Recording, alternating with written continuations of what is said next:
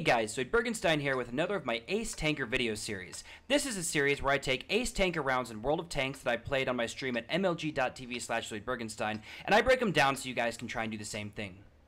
Today's match is pretty interesting. I'm in a T54 lightweight on the map Overlord, and I'm platooned with Parsimony, one of the management people over here at Elevate, and Demano, a frequent viewer in my stream. I actually make a lot of mistakes in this match. I'm trying to complete a mission where I have to do some sort of spotting and tracking damage. You're going to see me not do damage to a tank because I thought I spotted it. In the end, I really should have. But it's a pretty fun one to watch, and I'm going to be able to break down some of the things I did right and some of the things I did wrong. The first thing we always do in a round is look at the tanks we're up against. Taking a look, you can see we've got a couple tier 10s, then we go straight down to tier 8. There are also a bunch of artillery. Now, I make my first mistake here. Because I'm trying to complete my spotting mission, I make a very aggressive spot run, way too aggressive on a map that I don't know very well. I've only played Overlord a few times when I recorded this, and I get hit. You don't want that to happen on your spotting runs. If you go for a spotting run where there's nobody in position for damage, not only are you going to get nothing out of it, you put yourself at risk, and it's really not a good way to do it. I go up there for another spotting run, just trying to get a couple people. That one was a lot safer. I do light a lot of people, and there's no chance of getting hit. In this portion of the match, all I'm trying to do is spot. Like I said earlier, I think I have to get something like 2,000 spot damage, 2,000 track damage to finish my mission. So I'm going to push up over the hill. As soon as I'm lit, I roll back down. That keeps them lit. I've got platoon mates who can go up there and try and get hits. If they do, that's great. But the important thing is, when you're going for these spots, make sure that you get back and wait to be unlit. If you go back up, you're going to have people that are looking for you, looking to get shots in you, and you're not going to be successful. I usually get bored when I'm playing a light tank if I just go for spots, so I get a little bit more aggressive here. We do end up seeing that T55 too over there, so I'm going to take a shot on him, look at him, hopefully put a little bit of damage into him because he can't get away. Somebody ends up picking up that kill, and that's my first shot of damage this game. In the upcoming push, I'm a little too aggressive. First, I see this T71. I take a shot, and I don't shoot him. Now, that was a good shot. I knew I wasn't going to be hit. I back up, I get to safety, but then I don't wait to be delit. I go right back out for that Tiger, and I go for a shot that I know is not going to pen. I should have gone for command hatch there, and instead I don't do it. Now, I'm still not delit. I'm going to end up backing up, but I don't stay out there long enough. I get aggressive, and I try and get another shot on the T71 when I see that Tiger get delit. I auto-aim in on him, and I take that shot. I do take one back, and now I'm going to run. The T71, however, is in that position, and I didn't relight the Tiger, so I know he's not out there. I pick up a second shot on the T71, and I see that he's running past those buildings. I'm going to line up where I think he's going to be. I take the shot, and I pick up my third penetrating shot and a kill. Something to always keep in mind is the number of spotted tanks, the number of kills, and the number of unspotted tanks. In this push, I see that we have 3 kills. There are 8 unspotted tanks and 3 artillery. That means that outside of the 3 artillery, I know where every single tank on the map except for 1 is. There's nobody back there watching that artillery.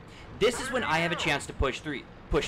You'll see that I did take an auto-aim shot on the tank as I drove by. I didn't want to stop for him because I have to stay moving.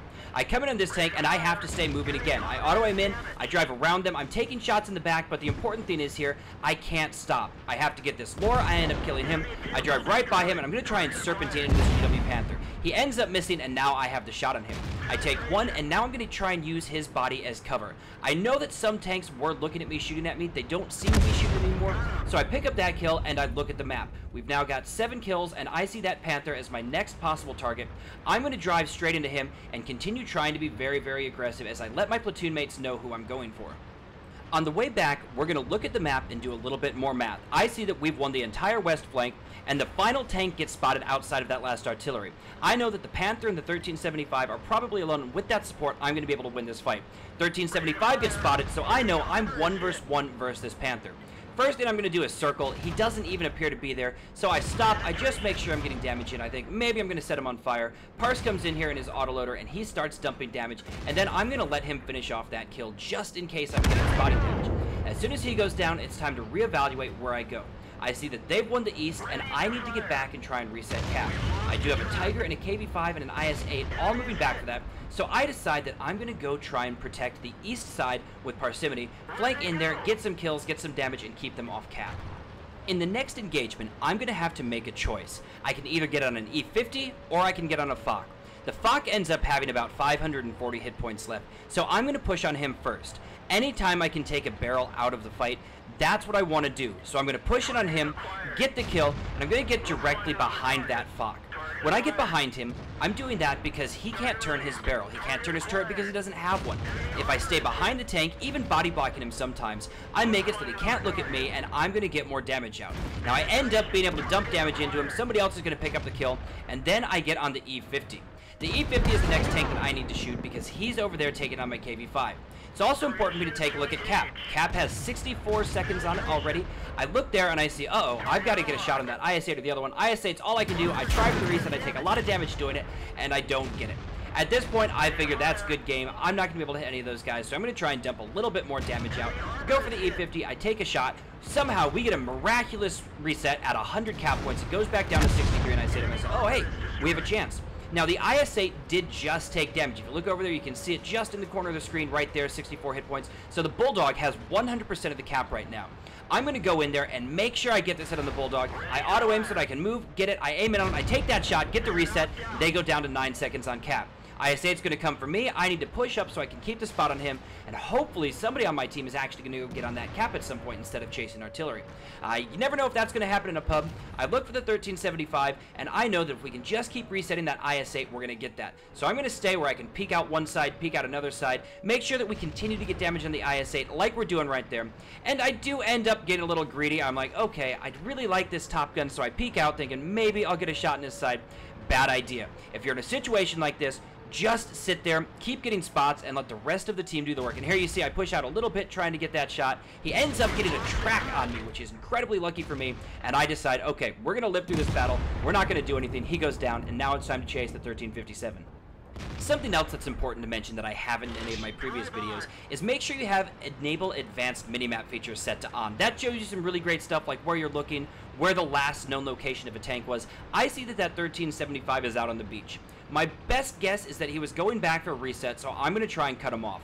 If those guys stay on cap, there's no way that I'm going to get back to get him, but I'm always going to try. You should always try and get that damage. There's a chance that you're going to get it. If there's a shot you don't think you're going to pen, but it's safe to take, just take it. In most situations, it's going to work, you know, maybe 1 out of 5, 1 out of 10 times, and that adds up. That can be the difference between your first mastery or your ace tanker badge. So I drive this way. We're running out of time. I think maybe he's going to be down this hill, so I'm going to take a look. I move my barrel down there looking for him. He's not there, so I turn back forward where he's going to be. I run up here, and then I end up running into a rock. I don't find him, but that is an ace tanker on the T54 lightweight on the map Overlord. That's going to do it for today's video, guys. Thank you for watching. Always remember, you can catch me live from 10 a.m. to 5 p.m. on my stream at www.mlg.tv/LloydBergenstein. You can also follow me on Twitter to keep up with what's going on with the team and the WGLNA and all that stuff at twitter.com/ElevateZoid. Thank you guys again. Don't forget, follow, subscribe, like, do all that stuff, and I'll talk to you guys tomorrow.